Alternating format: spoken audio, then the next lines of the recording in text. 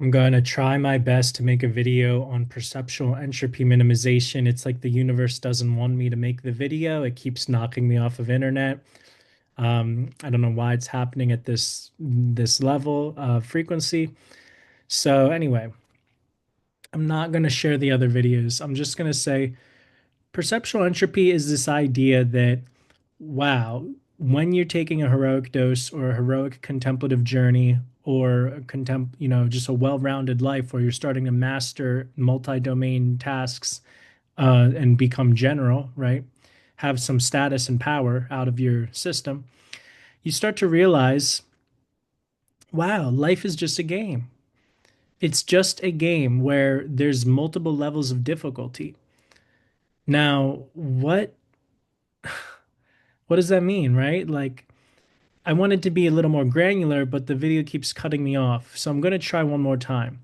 Imagine a learning or conditioning gradient or dimension, right? A positive sign.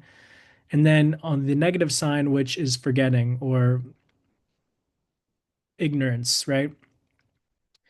Basically, this dimension maps out the length of the incentive gradient or the goal gradient.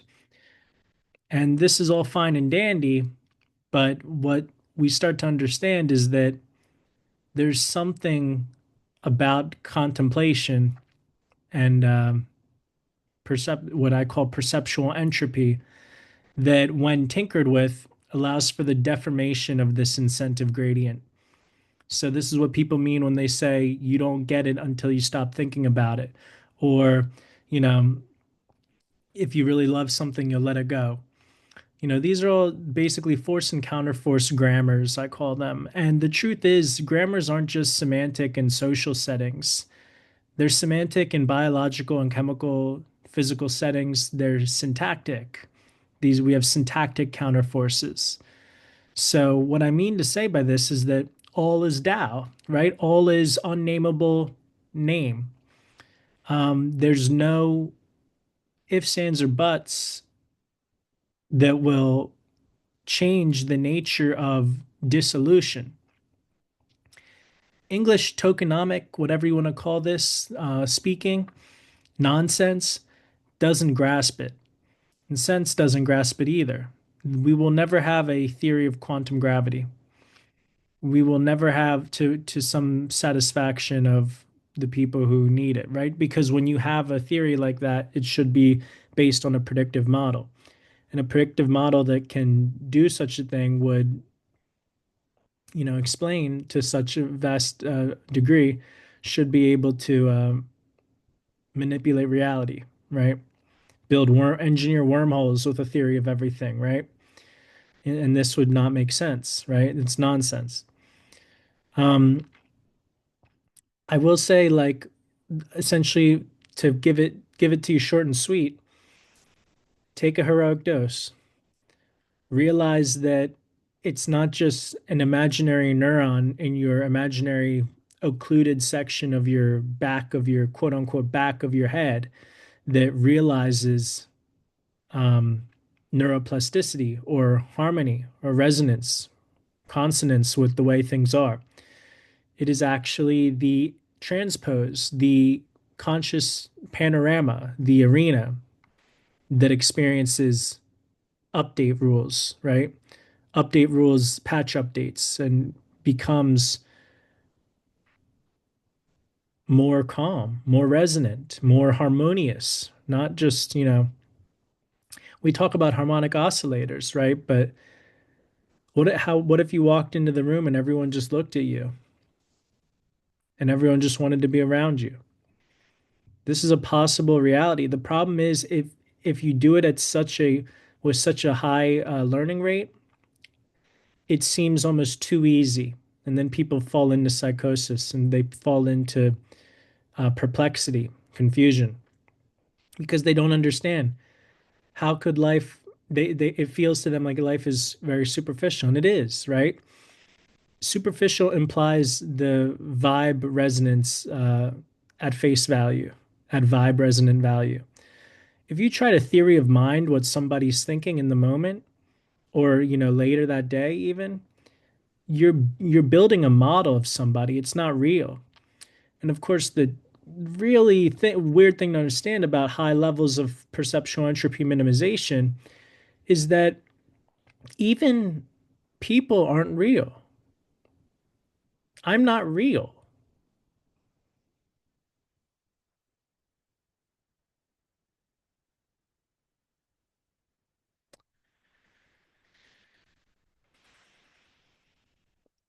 And I'm not trying to argue you with pathos or whatever the emotional guided arguments are based on.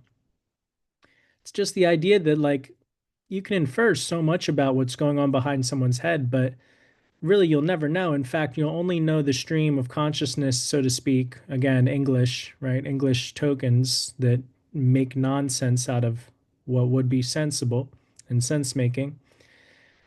They don't capture or encapsulate what's going on, the English. And you can never do that. You can never overthink your way to a goal on the incentive gradient. It's always going to mutate and give you some half-assed version of your goal or some woulda, coulda, shoulda kind of excuse or alibi goal. When in reality, this, again, this expectations versus reality is based on thinking streams and thinking as the primal substrate. There are substrates beneath, so to speak, thinking. Like, well, once you forget how to think, you're operating with geometry signals, stuff that like Keenan Crane models in his lab, right? In the geometric revolution. Then you get into, what are vibes, right? Because a lot of theories of everything will argue, to an extent that really quantum gravity is just geometry. This is Carlo Rovelli's loop quantum gravity attempt, which apparently failed, according to some, physics political discourse. And I don't mean to downplay what I don't understand. But really, that's the thing. Like, a lot of this stuff that comes to you, everything that comes to you, whether it be the theory of mind of someone else or the theory of everything of a physicist, or, the counterfactual of something, what if my stove is on or off?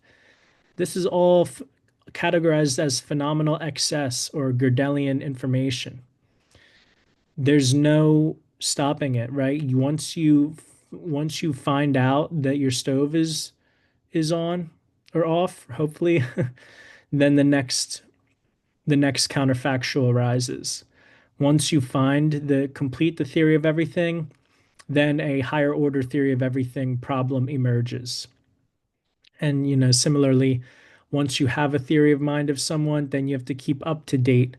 And this embodiment or acceptance and pursuit of Gödelian knowledge gives rise to the cat and mouse model, a metaphysical model I call this, in which you are basically a cat like Tom, and you're trying to catch Jerry, and you never end up catching Jerry, um, because there's always a mutation or imputation that occurs with the trajectory, really, and also Jerry itself, right? Because Jerry doesn't exist.